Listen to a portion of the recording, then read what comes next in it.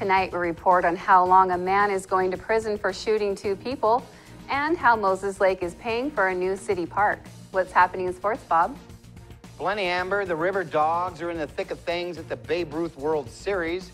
And we catch up with one of the biggest producers on the Apple Sox roster this season. Here's a quick glance at our Weather Center forecast. Everyone, I'm Chaselyn Rodriguez. A few spotty showers, especially towards the Cascades. Dry conditions are expected, especially for Wednesday, with temperatures above the normal. I'll have more details for you in just a bit. I'm Amber Jinks, and we have all this and much more on iFIBER 1 News. From the iFIBER 1 HD studio here in the heart of the Columbia Basin, this is iFIBER 1 News. Your #1 source for local news, sports headlines, and our very own Weather Center forecast covering the entire Columbia Basin. This is iFIBER 1 News, and it starts now.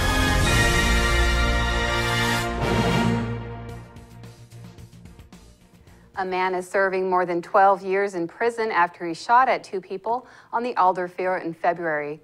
Argamiro Flores, a 22-year-old Moses Lake resident, pleaded guilty in Grant County Superior Court to assault in the 1st degree with a deadly weapon. Prosecutors charged Flores with attempted murder, but lessened it as part of a plea agreement. He was sentenced to 12 years in prison, the minimum end of the range. Flores shot a 30-year-old man and a 17-year-old boy after a group of gang members attacked a friend on the Alder Field near Knowles Vista Drive. The men in the car, including the 2 victims, followed Flores and his friend, making gang-related hand gestures, and one held his hand like a gun. The car stopped and 3 males reportedly began fighting with Flores' friend. He drew a .380 caliber pistol from a backpack and shot 2 of the men. A small brush fire sparked Monday afternoon along State Route 17 near Moses Lake. Reporter Devin Higgins has more on what caused the fire. Grant County Fire District 5 was back to work Monday afternoon dealing with a small fire in Moses Lake on Phoenix Road just off State Route 17. Fire crews responded to a runaway campfire started by an unidentified male transient at the Moses Lake shoreline at around 1 p.m. According to Fire Captain Travis Sweelar, the transient had set up a camp in a patch of undergrowth by the lake and was allegedly preparing to cook a meal when the fire got away from him. The burn ended up scorching about 5 acres in all, and Sweelar said it's the 3rd fire to break out on Phoenix Road since the 4th of July. Firefighters had to negotiate steep slopes to reach the bottom, but managed to have the fire under control in about an hour with no injuries reported. Grant County Sheriff's officers were brought in to speak to the transient, but Public Information Officer Kyle Foreman said the transient will not be charged and the matter will likely be written off as an accident. In Moses Lake, Devin Higgins for iFIBER 1 News. People in the area of Road F Southwest near Royal City were asked to take shelter after ammonia was released Monday morning. The chemical was released from Royal Ridge fruit. People within a 1-mile radius were asked to stay inside for a few hours. According to the Grant County Sheriff's Office, the ammonia dissipated soon after being released, but the minimum risk of another ammonia release led to the order to take shelter. People in the city limits of Royal City were not at risk. Grant County Fire District 10 and Washington State Patrol Hazardous Materials Team responded. A tradition in Grant County, the Cowboy Breakfast returns to Sakai Square in Moses Lake Friday morning. Reporter Jeff Chu has the details. Cowboys and cowgirls get their fill Friday morning at the annual Cowboy Breakfast benefiting Moses Lake Kiwanis International. The event is at Sakai Square in downtown Moses Lake. Besides a warm breakfast, the event is a warm-up for the Moses Lake Rodeo at the Grant County Fair next week. Kids take center stage at the Cowboy Breakfast, which runs from 7 a.m. to 10 a.m. See little cowboys ages 9 and younger show their best dummy roping and stick bronc riding skills. Little Miss Moses Lake Roundup Rodeo will be selected at a mini pageant on stage. Cost is $10 per person and $5 for kids 12 or younger, with proceeds going to the Kiwanis and their family-related projects. I'm Jeff Chu for iFIBER 1 News. Now we take a look at people being sought by law enforcement. This is Sheriff Tom Jones with the Grant County Sheriff's Office. Each of the people you see here have a warrant for their arrest. If you see any of these people, we ask you do not attempt to detain or apprehend them, but call us at 509-762-1160 or send us an email at crimetips@co.grant.wa.us. If the person is presenting a danger, call 911. With your help, we can bring these people to justice and make our community safer. We'll be back right after this. My name is Kat Sanderson, Managing Broker for Pillar Rock Realty Group. We love the Columbia Basin because it's our home, and we want to give back to our community by kicking off our Pay It Forward campaign. If you buy or list with us, we will donate 1% of our total proceeds to a local charity of your choice and in your name. Call us today at 754-4444 or visit pillarrockrealty.com because we are your local real estate experts. Now for your iFIBER 1 News Weather Center forecast. Hi everyone, I'm Chaslyn Rodriguez bringing you your local weather. This segment is brought to you by Barry Motors, one great place to buy and service a car. There is a slight chance for some spotty rain showers overnight, especially through the higher elevations. Wednesday will be the hottest day this week. We're expecting temperatures over 100 degrees.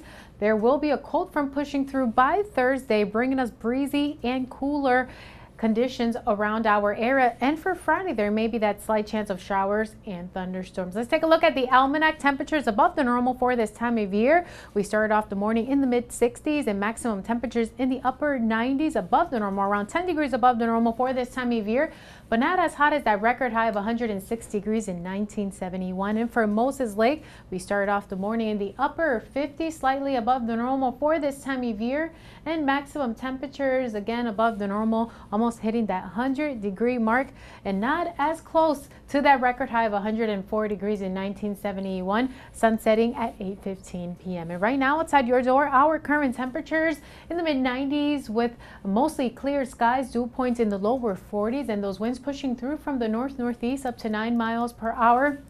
Some spotty showers may be possible towards the Cascades. However, dry conditions are expected around our area. The threat of showers is very minor. Dry conditions for Wednesday. We're expecting sunny skies with temperatures above the normal for this time of year. Some unsettled conditions towards northern parts of the region. And by Friday, that cold front will push through, bringing us that threat of showers, especially towards the Cascades. Heavy rainfall may be possible at times, and there is that slight chance of showers towards our Columbia Basin for Friday. In the meantime, those maximum temperatures for the coastal area from the lower 70s to upper 70s with mostly cloudy skies. Olympia in the lower 90s with mostly sunny skies, and towards the Yakima Valley over 100 degrees, as well as towards the inland northwest. Those temperatures hitting that 100-degree mark, as well as towards our Columbia Basin. Those maximum temperatures 104 for Royal City, Bridgeport 103, and towards Ephrata 104, and Moses Lake over 100 degrees. Very hot temperatures for Wednesday. We're expecting for this day to be the hottest day of the week, 104 for Wednesday, and then 102 for Thursday. Another hot day. That cold front will push through, bringing us cooler temperatures by Friday in the mid 80s, in the lower 80s for Saturday, and by Sunday in the upper 80s with a gradual increase in temperatures hitting that 90-degree mark by the beginning of the work week. We'll be right back with sports. To save some energy, I've used Einstein's mass energy equivalents to design the haptic suits you see in front of you. They will maintain our core body temperature while we completely turn off our heat and air conditioning. With the money we save on our Grant PD bill, I'll be expecting that trip to Disneyland this year. You don't need to be a super genius to save energy and money. Visit grantpud.org to learn how. Cameron Walker's tossed 7 strong innings of 4-hit ball, and the River Dogs crushed Williamsport 8-3 in Senior Babe Ruth World Series action. It was a huge second-round win for the Dogs, who moved to 2-0 in National Division Pool play. Josh Kallstrom was perfect at the plate with 3 hits and 3 at-bats with an RBI and a run scored. He was one of 4 River Dogs to pound out a double in the contest. Spencer Vela's RBI single in the top of the first and a fielder's choice in the second put the Dogs up top 2-0. The team threatened to blow things wide open in the third with the bags full and no out, but stranded all 3 runners. The score held up until the River Dogs hung 3 on the board in the 5th to take a commanding 5-0 lead. Williamsport got one back in the bottom of the inning. The Dogs tacked on 3 more in the 6th to make it 8-1 and put the game on ice. The River Dogs match up with Southern Oregon today. Logan Moss gets the nod on the hill. A win nails down a spot in the quarterfinals. A full field of vintage sprint cars heated up at the quarter-mile oval at Ephrata Raceway Park on Saturday. Tim Halliday of East Wenatchee broke away from the pack on the last lap to take the top spot in the A Trophy Dash. Ken Weeke of Vernon, BC finished first in the B Dash. J.R. Minor distanced himself early and cruised to the victory in the Jerry's Auto Supply Street Stocks competition. But it was a real battle for second between Moses Lake drivers Joe Smith and Brad Morrison. Smith held the second spot until Morrison was able to duck under him with only 2 laps remaining. Moses Lake's Austin Weber led from start to finish in the Pepsi Racing 360 Sprint Cars event. John Haygood swept the field, taking all 3 races in the Schaefer Oil Mini Stocks A division. Brad Arneson shut out the competition in the B division, and it was Ephrata's Tyler Lahr taking the main event in the Pioneer Muffler 2 V6 Supercars. Well, the Apple Sox wrapped up the 2015 season in Yakima over the weekend. We had a chance to catch up with Wenatchee's top hitter, Keston Herrera, to discuss his stint with the ball club this year. Here's Sean Wells with the story. Keston Herrera is a big-time playmaker for the Wenatchee Apple Sox. He plays center field and will be a sophomore this season at University of California, Irvine. Keston hit for a .356 average while playing for the Sox, breaking the single-season record in doubles, triples, and total bases. Keston's approach at the plate has been simple. He's not looking to break records, just looking to make contact. I haven't really been paying attention to it. I've just been told, people coming up to me saying congratulations, but you know, it's just an honor. You know, just trying my best, hitting the ball as hard as I can. And Keston has put in a ton of hard work on the field to be where he's at. The Sox center fielder gives praise to his hitting coach back in California for giving him confidence at the plate. I've been with the hitting coach since I was 8. His name's Sean Thompson. You know, he's pretty much guided me to where I am now. And you know, not only the physical side of hitting, but also the mental side. So very thankful for his advice and his guidance throughout this whole process. Keston hopes his monster numbers in Wenatchee continue back at UC Irvine. He expects big things from his college team this season and is hungry to show why. So you know, getting that experience under the belt, it's going to pay off a lot this year. So excited for the year to come. For iFIBER 1 News, Sean Wells. We'll be back after this commercial break. You don't have to drive to Seattle for exceptional cancer care. Confluence Health's cancer program delivers world-class care close to home. We have a highly experienced oncology team in a state-of-the-art facility, and we're a member of the Seattle Cancer Care Alliance, which gives our patients access to world-renowned therapies developed at Fred Hutchinson, the University of Washington Medicine, and Seattle Children's. Together with the SCCA, we're delivering world-class cancer care close to home.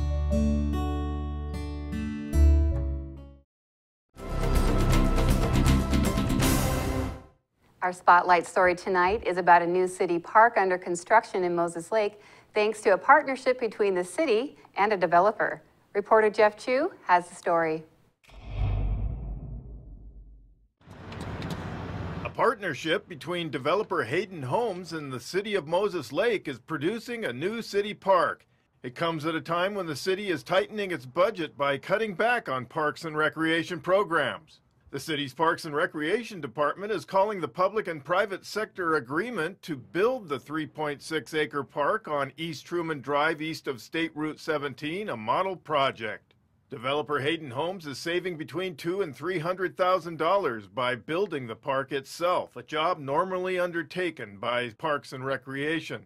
The city of Moses Lake also wins by saving about $50,000 in the process. Moses Lake Parks and Recreation Director Spencer Grigg explained the advantages of the first-time agreement the city struck with Hayden Homes. For the first 2 years, what we came to an agreement on was they would build the park. They've already got construction equipment mobilized. They're clearing the lots for the new phase of the Hayden Homes project, and they can bring that same equipment in while it's out mobilized. They can clear and grub the land. They can use their subs that are cutting in sprinklers for the homes, do the sprinklers here. Long story short, the park happens immediately, which increases the value of all the homes near it. Hayden homeowner Amber Stark said her neighbors are excited about the park going in so quickly instead of waiting 5 years for the city to build it after the subdivision is completed. Everybody in the neighborhood is very, very excited. Most of the neighbors have actually waited in anticipation for this park for the past 6 years. But then when Hayden stepped up and actually decided to do that, we were very, very excited because we chose this lot for this purpose. And this area has a big need for it. There's so many kids in these Hayden homes that we are in desperate need for a place for them to go that's safe and fun and, you know, someplace for them to play. Stark's new home is adjacent to the future park and Hayden Homes subdivision work. Brian Thorson, Hayden Homes Regional Land Development Manager in Moses Lake, said the park is going to be built in the coming weeks. He said subcontractors with Hayden Homes are expected to install an irrigation system later this week. A meandering sidewalk is to be installed in the next 2 weeks, along with the planting of trees and grass seed. The city has planned the walkway to eventually connect with the city trail system. Grigg said the city is to maintain and improve the city-owned parkland once it's complete. Eventually, the city could add picnic tables, children's playground equipment, and restrooms. Grigg called the park agreement with Hayden Homes a win-win proposition. So you get a park now, you don't have to wait. The developer saves a few bucks, the city saves a few bucks, ultimately the community saves a few bucks, and believe it or not, with 25 parks, we're still struggling to keep up with our population and their needs. I'm Jeff Chu for iFIBER 1 News. We'll be right back after this. Quincy Foods, LLC, a subsidiary of Norpac Foods, is seeking motivated individuals to fill the positions of general laborer for their corn harvest season. They have full-time seasonal openings, must be 18 years old and older, willing to work swing shift. Great people to work for in a challenging food processing environment. Apply at 222 Columbia Way in Quincy between 8 and 5 p.m. Monday through Friday, or online through WorkSource. Quincy Foods is an equal opportunity employer.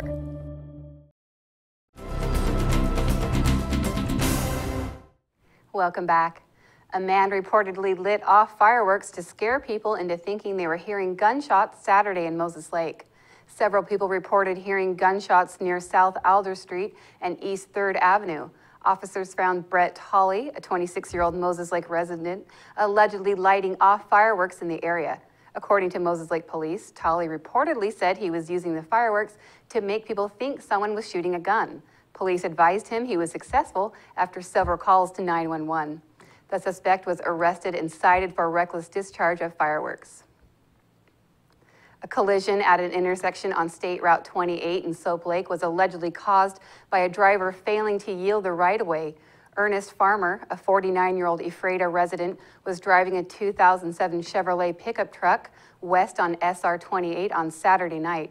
According to the Washington State Patrol, Jade Lynn Sarbacher, an 18-year-old Richland resident, was driving south on State Route 17 in a 2010 Toyota Corolla. Farmer collided with Sarbacher in the intersection because Sarbacher allegedly failed to yield the right-of-way. Sarbacher was injured and taken to Columbia Basin Hospital in Ephrata for treatment. Any criminal charges or traffic tickets for Sarbacher are pending. A Moses Lake man allegedly stabbed a man so he could steal his SUV. Prosecutor charged Juan Hernandez, a 27-year-old man, in Grant County Superior Court with robbery, assault, and intimidating a witness. Hernandez reportedly met the victim while sharing a jail cell, and the victim allegedly agreed to sell Hernandez a Ford Explorer for roughly $6,000. When they were released later in the day, Hernandez went to the victim's home to test drive the vehicle. They reportedly stopped near a park. When the victim began trying to negotiate a price, the suspect reportedly became angry, then pulled a folding knife from his pocket and stabbed the victim in the chest. Hernandez reportedly grabbed the victim's seatbelt, held it against his throat, and demanded the victim's cell phone. Police found Hernandez driving a red Ford Explorer in Larson on Doolittle Drive.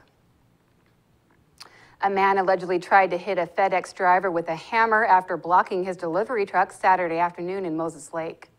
The FedEx employee was delivering packages to Fairchild Cinema on North Block Street and noticed his truck blocked in by a vehicle. According to Moses Lake Police, the employee tried to maneuver around the vehicle when the driver, William Varesco, a 27-year-old Moses Lake resident, allegedly blocked the truck a second time. Varesco reportedly confronted the driver and attempted to hit him in the head with a hammer but missed. The suspect reportedly tried to flee but was located by police. Varesco was arrested for attempted assault in the second degree, unlawful imprisonment, and unlawful display of a weapon. In Northwest news, the Seattle City Council approved an ordinance to impose a tax on gun sales. They say the legislation is designed to improve gun safety. Cairo's Deborah Horn has the story. 26 years ago, my daughter killed herself with a gun. She was 17 at the time. We met Kathy Young in the embrace of Seattle City Council member Sally Bagshaw, both members of Grandmothers Against Gun Violence. They were on the move, headed to Seattle City Hall for what they saw as a landmark vote, none more than Young. She says a man gave her daughter a gun in 1989. Young found it and called Seattle police. They came and got the gun. They gave it back to this guy, no questions asked, no consequences for giving a gun to a minor. When he gave it back to her, she shot herself with it. These are two pieces of legislation designed to improve gun safety in our city. Within moments of Council President Tim Burgess standing up to talk about his proposed new tax, the vote was unanimous. The new laws impose a $25 tax on every gun sold in the city. An ammo tax will add 2 cents to the sale of every .22 caliber bullet. It's horrible, actually. Sergei Solonik, the owner of Precise Shooter, accused the city council of trying to circumvent state law and vowed to fight the new tax in court. The only plausible reason for this to exist, and you have seen John Nakamoto say as much, is to make guns more difficult to acquire, and that's illegal. That's going to do it for us here at iFIBER 1 News. We want to thank you for watching, and we'll see you again tomorrow.